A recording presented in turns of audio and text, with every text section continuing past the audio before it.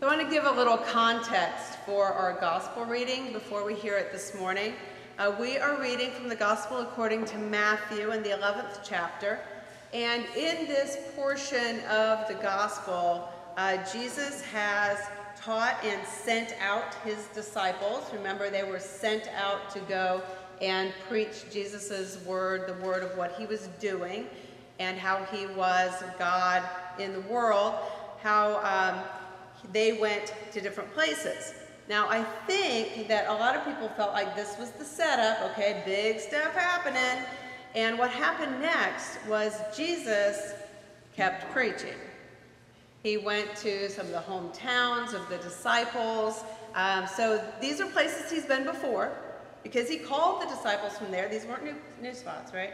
So he's kind of revisiting some places. He's healing, he's teaching, but he's not doing new things. Now, John the Baptist, who has been arrested and is in prison, is a little frustrated. And he's thinking, okay, is this what I'm giving up my life for? Because he's not doing anything. So he sends some of his friends, some of his disciples, to go ask Jesus, hey, are you the one? Because I'm not sure. And so Jesus responds to that in this passage. Jesus himself is a little frustrated, so there's a little bit of back and forth of what he's feeling and what John's feeling and what people think he ought to be doing and what he's actually doing. So given that context, let us stand and hear this reading from the Holy Gospel according to Matthew chapter 11, beginning at the 16th verse. So Jesus said, "But to what will I compare this generation? It is like children sitting in the marketplace and calling to one another. We played the flute for you, but you did not dance. We wailed, but you did not mourn. For John came neither eating nor drinking, and they say he has a demon. The Son of Man came eating and drinking, and they say, look, a glutton and a drunkard, a friend of tax collectors and sinners. Yet wisdom is vindicated by her deeds." Now at that time Jesus said, "I thank you, Father, Lord of heaven and earth, because you have hidden these things from the wise and the intelligent and have revealed them to infants.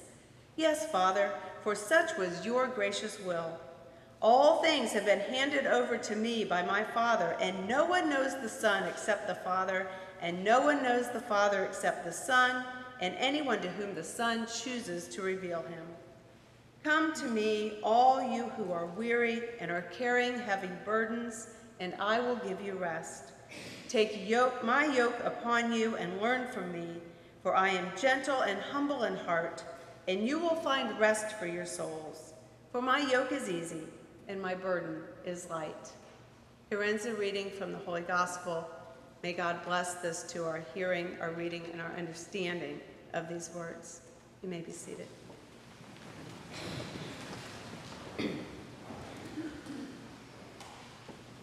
Okay, so when I was a kid, a little bit older than these guys, but like middle school, high school age, our youth minister, who was a musician himself, very talented, very skilled, was very into doing elaborate musical productions with us.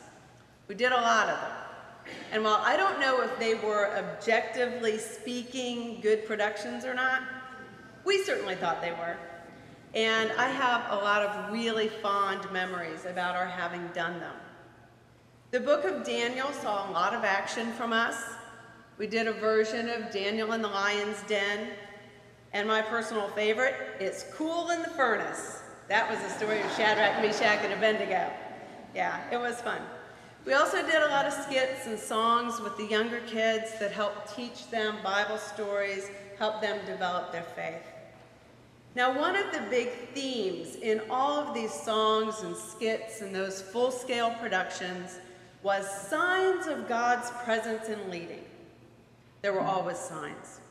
Ways to know that God was in control, ways to know what God was telling us to say or do at any given moment.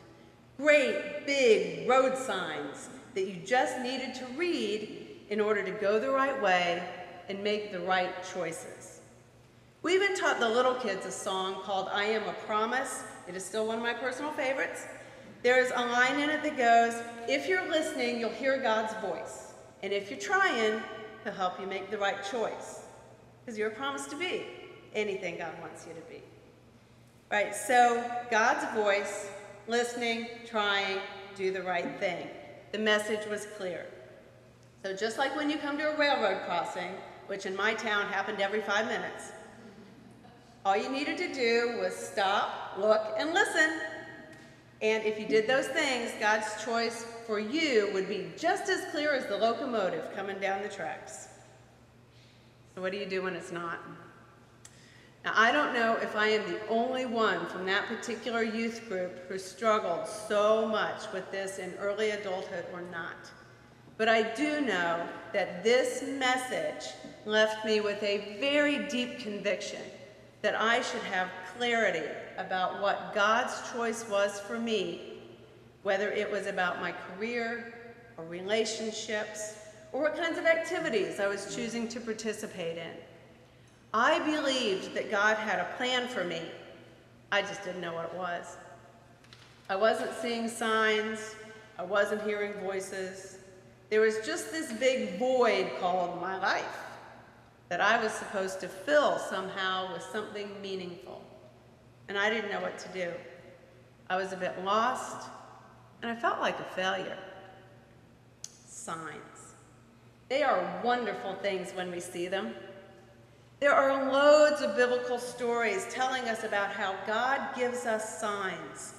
Or in the case of the story that we heard this morning about Rebecca, of God apparently going along with an entire sequence of events laid out by Abraham's servant to show that this girl was the right choice and the proper way forward in God's overall plan. I knew these stories by heart, and I believed that God would show me the way. But the irony here is that my faith community's message of certainty and obvious choice for staying on God's path actually left me struggling with indecision and uncertainty once I left that fold. I would stand at that railroad crossing of choice, looking and listening, but no train was coming. Now, most of you would say, okay, no train, safe to cross, move forward, right? But I couldn't. I'd be stuck there, waiting, looking for that train to show me God's way, the correct choice. Somehow it felt like the weight of God's proper movement in the world somehow hung on my choice, and I was frozen in indecision. It took a really long time for me to begin to see these biblical passages with a little more subtlety, a little clearer understanding of the actual message. Take the story of Rebecca. Was it really that simple? Is that how it happened for real? This servant has been entrusted with a very important task. Sarah had recently died. Abraham was wanting Isaac to marry and to continue the family line before he passed on as well. But he wanted Isaac to marry a girl from back home. So he sent this trusted soul to go find the one. No pressure. Now, the servant gave a lot of thought to this. First of all, he made sure that Abraham gave him an out. Okay, if the girl of his choosing wouldn't come, he was free of that obligation. He didn't have to take Isaac to her. He didn't have to drag her against her will. If she said no, it was done. So once he got to Abraham's hometown, he went to where he knew all of the eligible young women would gather, at the well. And he prayed for just the right one to be there. But did you notice? He maintained a lot of control over that selection. It wasn't just, hey, God, let the right woman show up and offer my camels and me water. No, what he said was, let the girl to whom I say, please offer your jar that I may drink, respond in this way. And there along came Rebecca, who was very fair to look upon, Scripture says, and who just happened to be Abraham's great niece. And the rest is history. Rebecca was perfect. She was generous and she was hardworking. She was from the right family, and she was willing to go along with the plan.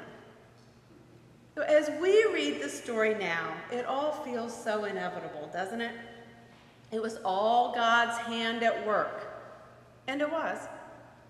But what if that servant had spoken to a different girl that day? Or what if Rebecca had balked at the idea of going so far away from her own family? What then? Would the story of God and God's people have stopped? Did God's activity in the world depend on that one particular interaction or of Rebecca's choice to go and marry this man named Isaac? No, I don't think so. Wouldn't God have continued to be with Abraham and with Isaac anyway? Generations later, we might simply know and tell a different version of this story that maintains the central plot line. God is with us. Let me tell you a different story. 12 or so years ago, when I was the pastor of a church in Wappingers Falls, New York, we noticed a growing trend in our community. The Spanish-speaking population was growing at a fast rate because of certain jobs that were available to immigrants in our area. We were concerned, though, not because of the population change, but because we heard a lot of stories, tales of people being taken advantage of and getting abused in particular ways. 6, 8, 12 people would share a tiny little apartment, paying ridiculous amounts in rent. But they were afraid to complain. They were afraid to bring it to anyone's attention for fear of deportation or any other legal consequence. We knew that there were issues, and we knew that this was a population we wanted to reach out to, but we were at a loss on how to go about it. Our language skills were weak, and we had very little access to the community. Then one day I got a phone call from a man asking about using some space in our building for a Bible study. He had a small group of people who had been meeting in his living room, but it was really small, he said, and they could use a little more space. Might we be willing to offer a room? Well, it turns out that this little group was part of that Hispanic population that we'd been talking about. I told him I thought that we could help, but, you know, in true Presbyterian fashion, he'd have to meet with the property chair. Now, to my surprise, he was really effusive with this response. Oh, they'd be so happy to speak with anyone who would just give them a chance, he said. And it turns out that he had been dialing and dialing, going through the phone book, looking for someone who might just say, maybe. Well, we did meet with that gentleman. His name's Eddie. And we offered the little group our dining room on Wednesday evenings for their prayer meetings. The expression on Eddie's face when we handed him a key to the building was amazing. Now, this little group grew, and they developed into a full-fledged worshiping congregation, and shortly before I left that church, they began using the sanctuary on Sunday afternoons for worship. It was a wonderful relationship that developed between our two congregations, and it is one of my dearest memories. But there's more. About 5 years ago, I heard from a friend in that presbytery that that particular group, now an independent congregation called Cristiano Iglesias, was purchasing a church building just down the street from the Wappingers Church. Now that facility housed a different Presbyterian congregation back in the day of small villages and not much transportation. And as is the case with so many of these small congregations, they were still there, all 18 of them, trying to keep things going. Now this friend told me that there was great joy at that presbytery meeting as the property was officially transferred to Cristiano Iglesia, even though the Spanish congregation wasn't even Presbyterian. Right? But these new owners were allowing that small Presbyterian remnant to continue worshiping there just as they had been allowed to worship in our space a decade earlier. Now, in the midst of that property transfer, I am told, my friend Eddie told the story of that first phone call between us. But here's the interesting part. He told it in a way that made the outcome sound inevitable. He said that when he called the Wappingers Church, I answered the phone and said, "We've been waiting for your call." Now, I didn't actually say that, and yet his story is true. We had been waiting for that moment in a way. We had sensed a need. We were looking for something. We were open to hearing from him. We did act, and the rest is history. It is said that hindsight is 20/20, and I think we tell these stories like that. Like we knew all along what was happening. We knew it was God's will. We knew what we were doing, when in fact, we were just taking a chance, a little risk. John the Baptist and the disciples, they were looking for signs. They had taken some bigger risks. They were following Jesus and they were asking other people to do the same thing, but they weren't really sure. They wanted some kind of certainty that they were doing the right thing, that their choice was the right one, that Jesus was it. Jesus' answer to this is actually a bit cryptic. He doesn't say, "Yep, it's me." He more or less says people aren't very happy with the signs that they get, but they can learn from him, and they can find rest for their souls if they choose to follow in his path. These days, when I think about signs, those signs from God and the presence and leading, I'm a bit more flexible than I used to be. I don't think it's as either or as much as I used to. See, I don't know that it had to be Rebecca who married Isaac, but I do know that God worked through that relationship to continue forming the people of God. I don't know that it had to be our congregation who opened their doors to Eddie and his little group back then, but because we did, God was able to work in that place and in that way, and we got to be a part of it, which was very cool. When I think of show me a sign these days, I don't think of the steaming locomotive anymore. The type where you lay out a scenario that'll show you exactly what to do. I think of it more like that phone call or an opportunity. You know, not too long ago, I was reading a book that talked about the spiritual and mental health benefits of being part of something larger than yourself in a creative setting. Band or choir, drama, a drumming circle. You know, I thought about that quite a bit, and I thought how it would be a good thing to do. I didn't have any real direction about it, just thought, yeah, that makes sense to me. You know, people who can sing probably experience that in choir. Too bad I can't really sing. Okay. And then y'all started talking about a handbell choir. Now, every congregation I served has had one. I've enjoyed a lot of music produced by them, and yet I have never actually played a piece of music as part of a bell choir. Why is that? Should I? Is it a sign? I don't know. This is what I know.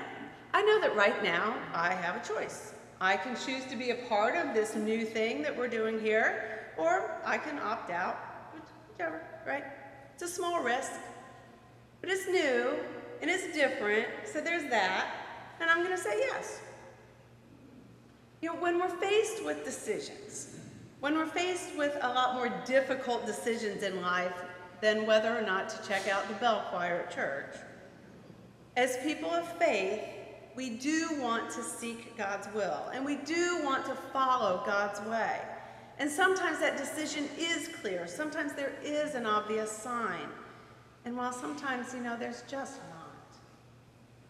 When you don't know what to do, when you can't decide for sure, it's so easy to get stuck and just kind of wallow in that indecision. But for me, at least, there is comfort in knowing that God's going to continue working in your life. And God's going to continue working in the world, no matter what choice you make. Maybe that's what Jesus meant about the burden being light. Not that there isn't one at all, just that everything in the world doesn't actually depend on you. God wasn't going to abandon the world if Rebecca said no. God didn't stop working through Jesus just because people did or did not believe that he was the one.